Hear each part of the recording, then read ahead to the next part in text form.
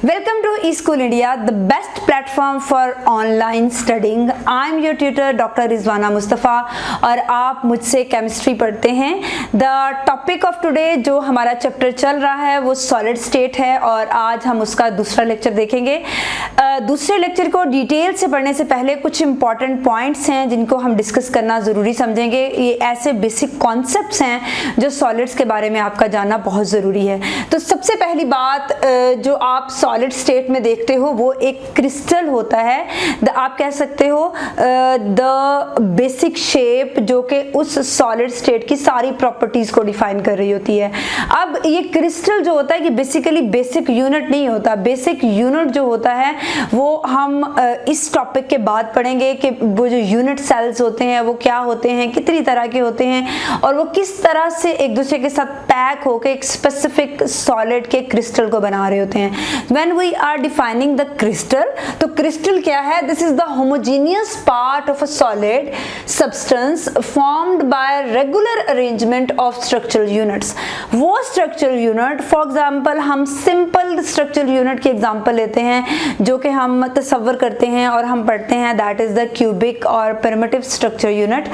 तो वो structure unit कोई किसी क्रिस्टल को बनाने वाला उसका जो structural constituent पार्टिकल होगा जो कि उसका बेसिक यूनिट होगा. जिस तरह हमारी बॉडी का बेसिक यूनिट जो है वो सेल होता है, इसी तरह जो क्रिस्टल्स हैं उनको बनाने वाले जो बेसिक सेल्स जिसको हम कहेंगे उनको हम यूनिट्स का नाम देते हैं. ठीक है, तो वो क्रिस्टल यूनिट्स जो होते हैं एक रेगुलर होमोजीनियस वे से अरेंज होते हैं और एक स्पेसिफिक क्रिस्टल को बनाते हैं. अब क्रिस्टल्स की शेप्स जो होती हैं वो मुख्तलिफ तरह की होती हैं और हर जो सॉलिड इनकी जो है क्रिस्टल की जब हम शेप्स की बात करते हैं तो there are 7 basic shapes of the crystals जिनके बारे में जो है हम स्टडी करते हैं और इनको हम आगे जाके डिटेल से देखेंगे.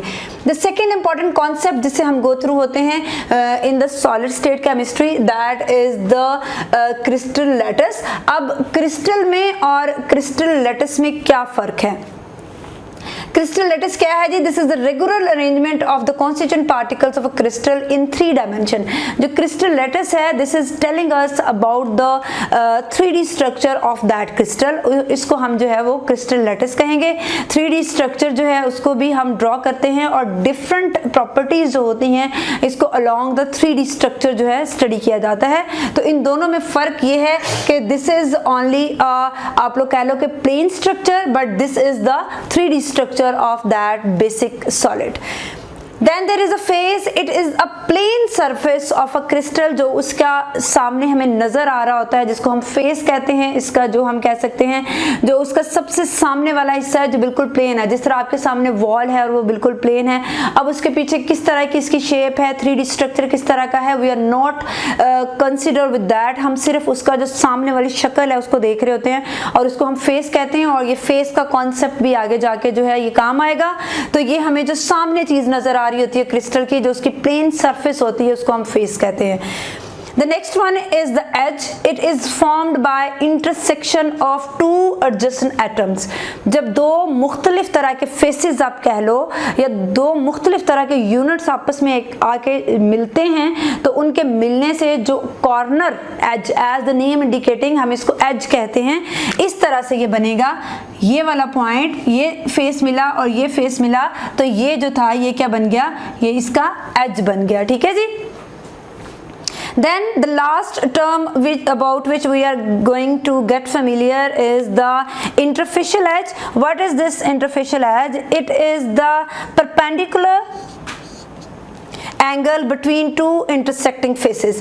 अब जी इन दो इंटरसेक्टिंग फेसेस के दरमियान ये वाला जो एंगल होगा, फॉर एग्जांपल ये इंटरसेक्टिंग फेस है और ये एक फेस है तो इनके दरमियान ये वाला परपेंडिकुलर एंगल होगा जो कि 90 का एंगल होता है.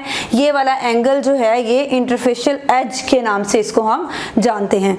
सो these are some basic concepts, basic terms हैं जो कि आपसे पूछी जा सकती हैं in the exams regarding solid state. अब हम फेमिलियर होते हैं कि जो सॉलिड स्टेट है उनके क्रिस्टल्स जो होते हैं वो किस किस तरह के होते हैं और उनमें एंगल्स किस तरह का होते हैं, फेसेस उनके किस तरह के होते हैं और किन बेसिस पे हम जो है उनको एक दूसरे से डिफरेंशिएट कर रहे होते हैं. क्रिस्टल सिस्टम की डिटेल्स को पढ़ने से पहले बहुत ज़रूरी है कि हम यूनिट सेल क्या होता है और उसके क्या करैक्टरिस्टिक्स होते हैं और कितनी तरह के यूनिट सेल्स जो हैं उनके बारे में पढ़ा जाता है, उनकी सारी डिटेल्स जो हैं उनको जान लें। यूनिट सेल है क्या, जब हम इसको डिफाइन करते हैं तो इस तरह मैंने पहले बताया, this is the basic constituent particle, this is the basic unit जो कि इन्फिनिट वे से मल्टीपल जो होता है वो कह लें कि multiple number of unit cells एक दूसरे के साथ मिले हुए होते हैं और एक स्पेसिफिक सॉलिड जो है उसको बना रहे होते हैं। They are infinite in number, इनकी तादाद जो है उसको हम काउंट नहीं कर सकते, ठीक है। और एक खास पैटर्न से जुड़े हुए होते हैं, उस खास पैटर्न के जुड़ने से ही हमारे पास जो होता है वो खास तरह का क्रिस्टल आता है, एक खास तरह का क्रिस्टल सिस्टम डेवलप होता है, ठीक है। अब ये यूनिट सेल ही है जो स्पेसिफिक सॉलिड की प्रॉपर्टीज को डिफाइन कर रहे होते हैं। इन यूनिट सेल में जो पढ़ने वाली दो बातें हैं वो इनके एज, डिस्टेंस और एंगल्स हैं, और यही दो चीजें हैं जो जैसे जैसे चेंज होती जाती हैं तो वो हमारा जो यूनिट सेल है उसकी प्रॉपर्टीज चेंज होती जाती हैं, प्रॉपर्टीज चेंज होती जाती हैं तो यूनिट सेल के नतीजे में बनने वाला जो क्रिस्टल है उसकी प्रॉपर्टीज चेंज होती जाती हैं और वही क्रिस्टल अल्टीमेटली सॉलिड को बना रहा है और हमारा सॉलिड जो है एक दूसरे से मुख्तलिफ होते जाते हैं। तो वो कौन सी दो प्रॉपर्टीज हैं, एक तो एज डिस्टेंस है जिसको हम जो है ए स्मॉल बी और स्मॉल सी के नाम से जानेंगे। इनके बारे में हम लोग पढ़ेंगे, इनकी भी एक स्पेसिफिक हमारे पास जो है वो हम लोग पढ़ेंगे कि किस तरह से ये जो हमारे पास एज डिस्टेंस हैं वो चेंज होते जाएंगे, एज डिस्टेंस जो है उनकी वैल्यूज़ में तब्दीली आती जाएगी, तो किस तरह से हमारे पास जो यूनिट सेल है उसमें चेंजेस आएंगी। ये जब हम नेक्स्ट इसके बाद टॉपिक देखें तो उसमें हम इन सारी वैल्यूज़ को, इन सब को डिटेल से पढ़ेंगे in each and every crystal system, ठीक है जी। सेकेंड है that is the angle, this is the angle, इस तरह हम लोगों ने पहले पढ़ा, the between the two interfacial edges, और ये एंगल जो होते हैं इनको हम अल्फा, बीटा या गैमा से जानते हैं, ठीक है। तो ये बॉन्ड एंगल आप कह सकते हो, ये वाले जो एंगल्स हैं एज एंगल्स हैं, जैसे जैसे ये तब्दील होते जाएंगे ये इनकी तब्दीली भी यूनिट सेल में प्रॉपर्टीज को तब्दील करती है, उसकी शेप को तब्दील करती है, ठीक है जी। अब सबसे इंपॉर्टेंट बात यह है that is the types of the unit cell, unit cell की टाइप्स के बारे में जानना। यूनिट सेल की जब हम टाइप्स को जान लेंगे तो यूनिट सेल के जो हमारे पास इनकी प्रॉपर्टीज हैं उनको पढ़ना हमारे लिए आसान हो जाएगा। और आप कह लो कि सॉलिड स्टेट का ये बहुत इंपॉर्टेंट टॉपिक है कि आपको इसकी जो इंपॉर्टेंट टाइप्स हैं उनके बारे में पता हो। वैसे बेसिकली इनको दो मेन टाइप्स में कैटेगराइज किया जाता है, एक को कहा जाता है द सिंपल वन, सिंपल या प्रिमिटिव यूनिट सेल, ये इसी तरह से रहता है। और ये वाली जो तीनों टाइप्स हैं ये इसकी जो है वो centred, body centred, face centred, ये सेंटर्ड यूनिट सेल में आती हैं, ठीक है, सेंटर्ड यूनिट सेल होते हैं ये। अब इनमें क्या फर्क है, पहले तो ये देख लीजिए व्हाट इज द सिंपल और प्रिमिटिव यूनिट सेल। जब हम सिंपल और प्रिमिटिव यूनिट सेल बनाते हैं तो हम इसको इस तरह से ड्रॉ कर लेते हैं।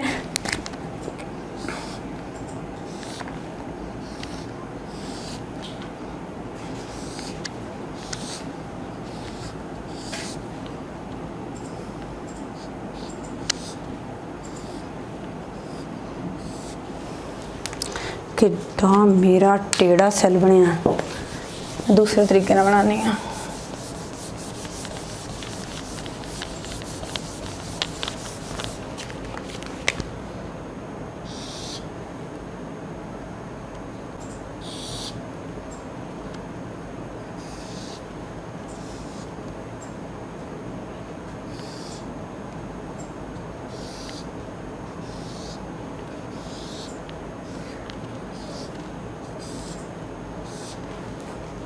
No this is the simple और प्रिमिटिव यूनिट सेल।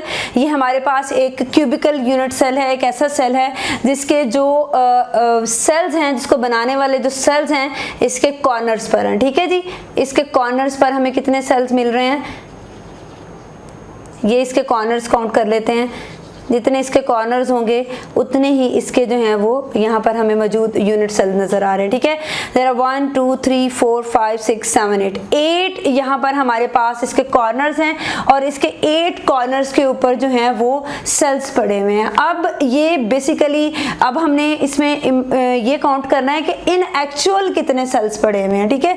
हमें देखने में तो नजर आ रहा है कि there are 8 cells in the simple और प्रिमिटिव सेल, लेकिन इनफैक्ट क्या हो रहा होता है, इनफैक्ट ये वाला सेल जो है हमारे पास, फॉर एग्जांपल अगर हम इस तरह से इसका राउंड बना लेते हैं तो इसको 8 टोटल 8 यूनिट सेल ने सराउंड किया हुआ होता है, ठीक है।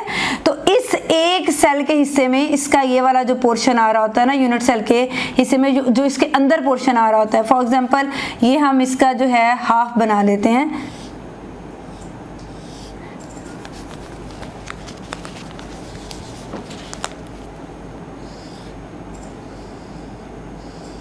तो इस हाफ का भी 1/4 जो होता है इसके हिस्से में आ रहा होता है, इस हाफ का 1/4 इसके हिस्से में आ रहा है और टोटल जो हमारे पास यूनिट सेल है उसका 1/8 जो है इस सेल के हिस्से में आ रहा है, ठीक है। बाकी जो इसके 7 हिस्से हैं ये बाहर वाले, वो और यूनिट सेल्स ने अपने अंदर लिए हुए हैं। तो इस तरह से हर एज सेंटर के अंदर, हर एज सेंटर में हमारे पास जो हैं, आप देखिए इसके कितने एजेस हैं, 1 2 3 4 5 6 7 8 एजेस हैं इसके, और हर एज जो है उसमें जो सेल है उसका 1/8 है। तो कितना हो जाएगा, 8 डिवाइड होगा 8 से और हमारे पास 1 बचेगा। तो इसका मतलब है कि सिंपल और प्रिमिटिव यूनिट सेल में जो नंबर ऑफ सेल्स होते हैं बेसिकली वो कितने होते हैं, यूनिट सेल में सिर्फ एक कंप्लीट यूनिट सेल जो है हमें देखने में मिलेगा, एक complete cell of that specific solid जो है वो हमें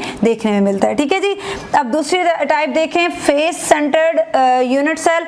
तो face centred unit cell as the name is indicating कि इसके जो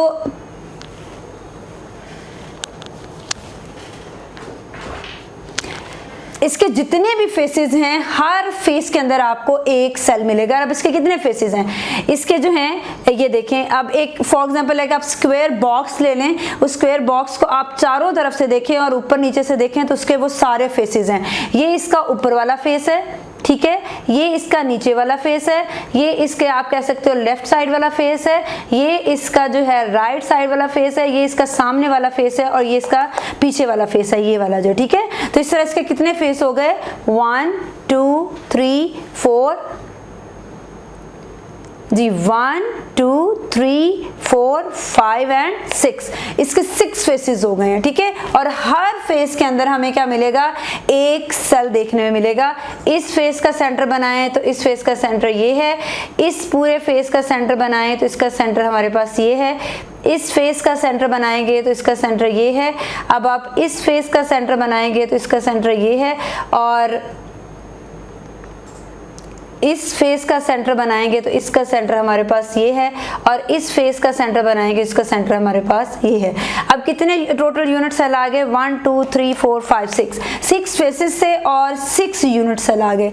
अब जब हम इसके टोटल नंबर ऑफ सेल्स निकालते हैं तो इसके एजेस या कॉर्नर्स पे फेस सेंटर यूनिट सेल के जो एजेस थे उन पर हमने पहले भी काउंट किया था, 8 मल्टीप्लाइड बाय 1/8 1 आ जाएगा।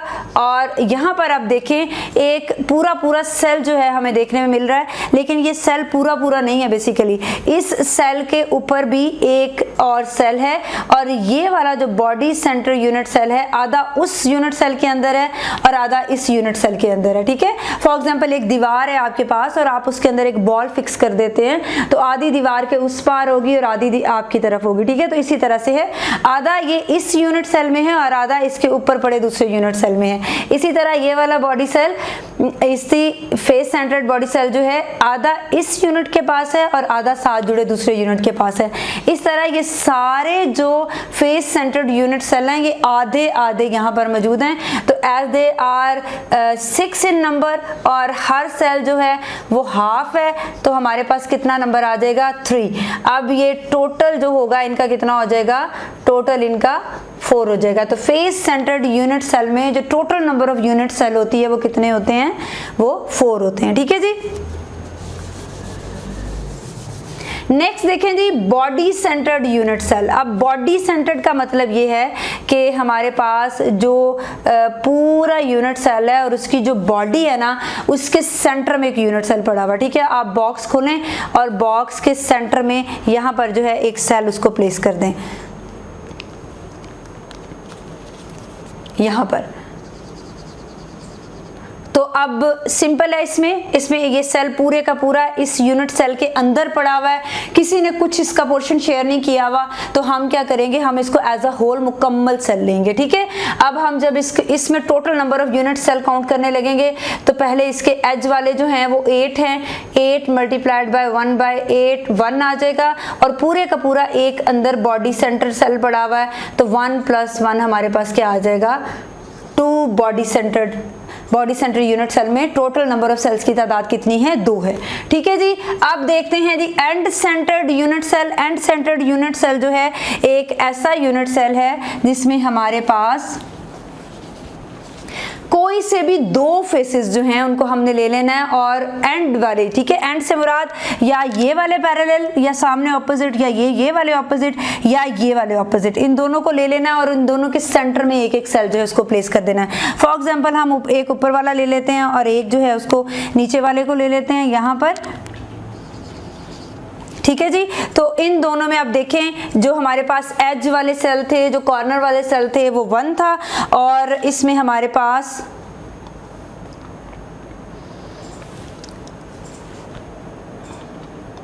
ये वाला सेल जो है ये भी शेयर हो रहा है, जिस तरह हम लोगों ने फेस सेंटर यूनिट सेल में पढ़ा था, और ये वाला सेल भी आधा आधा जो है ऊपर और नीचे पड़े दूसरे यूनिट सेल्स के साथ शेयर हो रहा है। तो हमारे पास कितना है जी, 2 यूनिट सेल हैं, और दोनों का जो है वो 1 क्या है, 2 है। दोनों का 1/2 है, 2 से कैंसिल हो जाएगा, 1 आ जाएगा। तो total number of unit cell in and centred unit cell भी हमारे पास कितने होंगे, 2 होंगे। ठीक है जी, तो इसको एक दफा दोबारा देख लीजिए। We are having basically 2 main types of the unit cells. Unit cell होता क्या है, this is the basic constituent particle जो कि बार बार रिपीट हो रहा है और उस क्रिस्टल को बना रहा है, और उस क्रिस्टल और उस सॉलिड की सारी प्रॉपर्टी इस यूनिट सेल की प्रॉपर्टीज पे जो है डिपेंड कर रही होती हैं। अब इसकी प्रॉपर्टीज क्या है, इसकी प्रॉपर्टीज भी इसके 2 मेन फीचर्स हैं जिन पे डिपेंड कर रही हैं, जिसको हम एज डिस्टेंस और एंगल के नाम से जानते हैं। एज डिस्टेंस ABC से हम रिप्रेजेंट करेंगे, और जो एंगल्स होंगे उनको A, अल्फा, बीटा और गामा से रिप्रेजेंट करेंगे। इनमें कैसे चेंज आता है और किस तरह से ये सॉलिड और लैटिस, क्रिस्टल लैटिस की प्रॉपर्टीज को चेंज कर रहे होते हैं, इसको हम देखते हैं। हम पहले देख लें जी types of unit cell. Unit cell को 2 मेन टाइप्स में हम लोग डिवाइड करते हैं, the simple one and the centred unit cell. Simple में हमारे पास एक क्यूबिक या कोई भी ऐसा बेसिक सेल आ जाएगा जिसके जो बनाने वाले कॉन्स्टिट्यूएंट सेल्स हैं वो सिर्फ उसके एज पर पड़े हुए हैं। ठीक है, और जो हमारे पास फेस सेंटर्ड सेल होंगे वो वाले यूनिट सेल होंगे जिनके सारे फेसेस में एक एक यूनिट सेल पड़ा हुआ होगा, और वो एक एक यूनिट सेल भी जो होगा वो भी आधा उस यूनिट सेल में होगा और आधा उसके साथ जुड़े दूसरे यूनिट सेल में होगा। तो जब हम उन नंबर ऑफ यूनिट सेल को कैलकुलेट करेंगे तो हम क्या करेंगे, उसको 6 मल्टीप्लाइड बाय 1/2 से डिवाइड करेंगे। ठीक है जी, तो इस तरह हमारे पास फेस सेंटर यूनिट सेल में total number of unit cell 4 आ जाएंगे। बॉडी सेंटर यूनिट सेल में एक हमारे पास ये मुकम्मल सेल होगा जो कि बॉडी के अंदर पड़ा हुआ होगा, किसी के साथ शेयर नहीं होगा, वो मुकम्मल आएगा, और साथ हम 8 जो हैं इनको काउंट करके इनमें से एक मुकम्मल यूनिट सेल जो है वो लेंगे, और टोटल हमारे पास जो होंगे unit cell body centred unit cell में 2 होंगे, और एंड सेंटर्ड यूनिट सेल में जो हमारे पास total number of unit cells हैं वो कितने हैं, वो भी 2 हैं। 8 हमारे पास जो थे वो कॉर्नर्स वाले थे, और 2 हमारे पास वो थे जो कि उसके फेसेस के सेंटर में पड़े हुए थे, और वो भी हाफ इस सेल के अंदर थे, हाफ साथ पड़े दूसरे सेल के पास थे। तो टोटल नंबर ऑफ हमारे पास जो यूनिट सेल आया in the end centre cell वो हमारे पास क्या था, 2 था। जी आए अब डिटेल से देखते हैं कि क्रिस्टल लैटिस जो होते हैं कितनी तरह के पॉसिबल हैं। हम लोगों ने बात की पहले भी, there are 7 basic types of the crystal lattice जो कि पॉसिबल हैं, जिनको स्टडी किया जाता है, जिनकी प्रॉपर्टीज़ के बारे में पढ़ा जाता है। तो उन 7 क्रिस्टल लैटिस की प्रॉपर्टीज़ को देखते हैं। मैंने पहले बात की कि ये सारी प्रॉपर्टीज़ जो होती हैं वो बेस कर रही होती हैं यूनिट सेल के ऊपर, और यूनिट सेल में भी मज़ीद 2 प्रॉपर्टीज़ होती हैं जो कि इन प्रॉपर्टीज़ को डिफाइन कर रही होती हैं, और वो ये 2 प्रॉपर्टीज़ थी, that was the face basis जो हमारे पास इंटरसेप्ट जिनको हम कह रहे हैं of the unit cell and the angles of the unit cell, ठीक है। ये हम एक एक्सिस जो है उसको ये इस तरह से ड्रॉ करेंगे और एक्स एक्सिस पे जो इसका इंटरसेप्ट होगा उसको हम ए कहेंगे, जो जी एक्सिस पे इसका इंटरसेप्ट होगा उसको बी के नाम से जानेंगे और जो वाई एक्सिस पे इसका इंटरसेप्ट होगा उसको सी के नाम से जानेंगे, ठीक है जी। इसी तरह जो हमारे पास एंगल होगा बिटवीन सी एंड ए वो अल्फा होगा, बिटवीन बी एंड सी वो बीटा होगा and between A and B वो गैमा होगा। अब इन्हीं प्रॉपर्टीज को हम यहाँ पर देखेंगे कि किस तरह से इनमें तब्दीली आ रही है और किस तरह से जो क्रिस्टल लैटिस का यूनिट सेल है उसकी शक्ल जो है वो चेंज हो रही है, उसकी शेप चेंज हो रही है, ठीक है जी। पहले हम देखते हैं जी क्यूबिक में जितनी भी ये साइड्स होती हैं, इंटरसेप्ट्स ए बी और सी तीनों बराबर होते हैं और इनके जो एंगल्स होते हैं तीनों 90 के होते हैं, परपेंडिकुलर होते हैं एक दूसरे के ऊपर, और ये तीनों जो होते हैं वो क्या होते हैं, बराबर होते हैं। फिर उसके बाद ऑर्थोरोहम्बिक है दूसरी क्रिस्टल सिस्टम, उसमें ए और बी एक दूसरे के बराबर नहीं होते लेकिन बी और सी एक दूसरे के बराबर होते हैं, लेकिन उसमें भी जो एंगल्स होते हैं वो हमारे पास सारे के सारे 90 के इक्वल होते हैं। तीसरी टाइप है जी टेट्रागोनल, टेट्रागोनल में ए और बी बराबर होते हैं लेकिन बी और सी बराबर नहीं होते। ये सारी शेप्स आपको एनसीईआरटी की बुक में जो है वो बड़ी आसानी से मिल जाएंगी। यहाँ पर सिर्फ आपको बेसिकली इनका जो पर्पस है वो समझाना है, इनमें जो है वो चेंजेस जो है उनको थोड़ा सा मेंशन करना है, ठीक है जी। वहां से आप इन डायग्राम्स को अच्छे से देख सकते हो to make your concepts clear. यहाँ पर इनके जो एंगल्स हैं वो सारे के सारे 90 के इक्वल होते हैं। This is the basic difference जो हम डिस्कस कर रहे हैं, उसके बाद हम अगले डिफरेंस की तरफ आएंगे। नेक्स्ट है जी मोनोक्लिनिक। मोनोक्लिनिक में कोई भी एक इंटरसेप्ट दूसरे इंटरसेप्ट से नहीं मिल रहा होता, सबकी जो लेंथ होती हैं वो डिफरेंट होती हैं और इनके जो अल्फा बीटा एंगल होते हैं वो 90 के इक्वल होता है लेकिन गैमा एंगल जो होता है वो 90 के इक्वल नहीं होता, या 90 से ज्यादा होता है या 90 से कम होता है। ट्राइक्लिनिक है हमारे पास जो है पांचवी क्रिस्टल सिस्टम, और ट्राइक्लिनिक में भी कोई भी इंटरसेप्ट एक दूसरे के इक्विवेलेंट नहीं होता, सबकी जो लेंथ होती है डिफरेंट होती है और कोई भी एंगल भी एक दूसरे से नहीं मिल रहा होता। सारे एंगल जो होते हैं वो 90 से या तो ज्यादा होते हैं या 90 से कम के होते हैं। देन हेक्सागोनल है, हेक्सागोनल में ए और बी एक दूसरे से मिल रहे होते हैं, ए और बी दोनों लेंथ सेम होती हैं लेकिन बी और सी जो होते हैं वो इक्विवेलेंट नहीं होते। इसका मतलब है कि ए और सी भी एक दूसरे के इक्विवेलेंट नहीं होंगे। इसमें जो एंगल है हमारे पास अल्फा और बीटा वो 90 होता है, ये वाला एंगल अल्फा बीटा 90 का होगा लेकिन ये वाला एंगल जो होगा गैमा दिस इज ऑफ 120, ठीक है जी। फिर है जी रोहम्बो हेड्रल। रोहम्बोहेड्रल में तीनों लेंस ए बी सी जो होती हैं इंटरसेप्ट्स जो होते हैं वो तीनों इक्विवेलेंट होते हैं और हमारे पास जो अल्फा बीटा और गैमा है, अल्फा बीटा इक्विवेलेंट होते हैं एक दूसरे के और बीटा और गैमा जो होते हैं अल्फा बीटा और gamma they are not equivalent to 90। Alpha और बीटा सेम होते हैं लेकिन गैमा जो होता है this is not equivalent to 90, ठीक है जी। ये हम लोगों ने पढ़ ले 7 क्रिस्टल सिस्टम। उससे पहले हम लोग यूनिट सेल की बेस, यूनिट सेल की जो शक्ल थी, जो शेप पढ़ी, उसकी बेस पे भी हम लोगों ने 4 जो थी वो टाइप्स पढ़ी। 4 टाइप्स का मतलब है हम लोगों ने सिंपल या प्रिमिटिव यूनिट सेल पढ़ा, फिर हम लोगों ने फेस सेंटर्ड पढ़ा, बॉडी सेंटर्ड पढ़ा, एंड सेंटर्ड पढ़ा, ठीक है। और इसके अलावा हम लोगों ने 7 टाइप्स ये पढ़ ली हैं। 7 टाइप्स का मतलब ये है कि हर एक क्यूबिक का मतलब ये है कि हर एक क्यूबिक के वो चारों टाइप्स जो हैं वो पॉसिबल हैं। हर ऑर्थोहेम्बिक की वो चारों यूनिट सेल की बेस पे जो टाइप्स हम लोगों ने पढ़ी वो पॉसिबल हैं। तो इस तरह से ये 7 हैं और 7 हैं तो 4 यूनिट सेल वो हमारे जो हमने बेसिक पढ़े उसकी बेस पे जब हम क्रिस्टल सिस्टम को बनाते हैं तो इसका मतलब ये है कि हमारे पास 28 different types of crystal systems available होंगे। मींस 7 हमारे पास ये और 4 जो थे हमारे पास यूनिट सेल की बेस में, तो इन दोनों को मल्टीप्लाई करेंगे तो 28 आंसर आता है। इसका मतलब है कि बेसिकली जो क्रिस्टल सिस्टम है हमारे पास, हर सिस्टम जो है उसकी 4 और मुख्तलिफ फॉर्म्स अवेलेबल हैं, लेकिन इस तरह से नहीं होता। ये वाले जो यूनिट सेल है ना, ये वाले जो यूनिट सेल की बेस में हम लोगों ने 4 टाइप्स पढ़ी, ये भी हर क्रिस्टल सिस्टम में लाए नहीं कर रही होती, ठीक है जी। ये यहाँ पर ब्रेविस लैटिस के नाम से इनको जाना जाता है और ब्रेविस लैटिस जो होते हैं टोटल हमारे पास जो होते हैं वो 14 होते हैं। अब किस तरह से होते हैं, यहाँ पर हम लोगों ने 4 जो टाइप्स पढ़ी हुई हैं क्रिस्टल सिस्टम की, depending upon the shape of the unit cell. वो हम लोगों की जो 3 हैं वो क्यूबिक में हमें मिलेंगी, प्रिमिटिव, फेस सेंटर्ड और बॉडी सेंटर। तो ब्रेविस लेटस जो है इसके 3 पॉसिबल हैं, ठीक है। इसी तरह जो हमारे पास दूसरी टाइप आती है ऑर्थोरोहम्बिक, उसकी जो है उसके ब्रेविस लेटस जो है वो 4 हैं। उसमें चारों की चारों यूनिट सेल की बेस पे जो हम लोगों ने टाइप्स पढ़ी थी, चारों की चारों यहाँ पर पाई जाती हैं। टेट्रागोनल में सिर्फ प्रिमिटिव और बॉडी सेंटर्ड पाई जाएगी, तो इसकी ब्रेविस लेटस 2 हैं हमारे पास।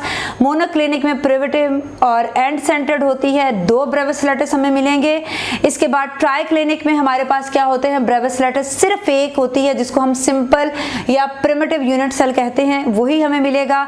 हेक्सागोनल में भी 1 ही मिलेगा और रोहम्बोहेड्रल में भी 1 ही मिलेगा। तो इनको हम काउंट कर लेते हैं। देयर आर 3 and 4 7 9 and 2 हमारे पास 11 12 13 and 14। तो 14 हमारे पास जो है वो ब्रेविस लेटस अवेलेबल हैं। 14 क्रिस्टल सिस्टम आप कह लो कि हम जो है वो ड्रॉ कर सकते हैं। दे आर एग्जिस्ट और उन्हीं की प्रॉपर्टीज जो है हम उनको स्टडी करते हैं। कुछ एग्जांपल्स यहाँ पर मैंने मेंशन की हैं। क्यूबिक की हमारे पास जो है ये सिल्वर है और हमारे पास गोल्ड है, ये इसकी एग्जांपल्स हैं। ऑर्थोरोहम्बिक में हमारे पास ये सॉल्ट्स हैं। टेट्रागोनल में हमारे पास ये ऑक्साइड्स हैं मेटल्स के। कॉपर सल्फेट है, हाइड्रेटेड है। मोनोक्लिनिक के एग्जांपल में भी कॉपर सल्फेट हमारे पास 5 वाटर मॉलिक्यूल के साथ है, लेकिन मोनोक्लिनिक में ये 2 वाटर मॉलिक्यूल के साथ है। हेक्सागोनल में भी जिंक है, मरकरी है, हमारे पास कैडमियम सल्फेट है, सल्फर है, और उसके बाद रोहम्बोहेड्रल में भी हमारे पास बिस्मथ है, आर्सेनिक है, एंटीमनी है। These are the some examples of these crystal systems जो कि हमने यूनिट सेल की बेस पे पढ़े। किस तरह से यूनिट सेल जो है वो एक दूसरे के साथ कंबाइन होते हैं और किस तरह से यूनिट सेल के अंदर जो उनके इंटरसेक्ट्स हैं और जो एंगल्स हैं उनमें जब तब्दीली आती है तो किस तरह से जो है हमारे पास एक नई किस्म का क्रिस्टल लेटस जो है वो बनता है, और उसके नतीजे में बनने वाला एक सॉलिड भी एक मुख्तलिफ प्रॉपर्टीज रखने वाला सॉलिड होता है। We will meet in the next lecture. Till then bye bye.